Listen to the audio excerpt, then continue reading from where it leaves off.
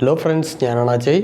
ഇന്ന് ഞാൻ നിങ്ങൾക്ക് പറയാൻ പോണത് കേരള സ്റ്റേറ്റ് ബോർഡിൻ്റെ SSLC റിസൾട്ട് എങ്ങനെയാണ് കാണാം. വരൂ വീഡിയോയിലേക്ക് പോകാം. ഓക്കെ ഫ്രണ്ട്സ്, നിങ്ങൾ ഫസ്റ്റ് ഗൂഗിൾ ഓപ്പൺ ചെയ്യുക. അതിനുശേഷം ഇവിടെ ടൈപ്പ് ചെയ്യുക റിസൾട്ട് KITE.KERALA.Kerala.gov.in ടൈപ്പ് ചെയ്ത് സെർച്ച് ചെയ്യുക. അപ്പോൾ ഇവിടെ കാണുന്ന ഫസ്റ്റ് ലിങ്കിൽ ക്ലിക്ക് ചെയ്യുക. ഇവിടെ നമുക്ക് കാണേണ്ടത് 10th റിസൾട്ടാണ്. സോ SSLC റിസൾട്ടാണ് നമുക്കിവിടെ കാണേണ്ടത്. അടുത്ത് ഇവിടെ 12th റിസൾട്ടും കാണാം, HSC. അടുത്ത് നമുക്കിവിടെ കാണേണ്ടത് 10th റിസൾട്ടാണ്. ഇവിടെ ഇപ്പോൾ SSLC റിസൾട്ട് 2023 ആണ് കിടക്കുന്നത്. അവിടെ 2024 എന്ന് വരുമ്പോൾ നിങ്ങളെ റിസൾട്ട് വന്നിട്ട് പബ്ലിഷ് ആവും.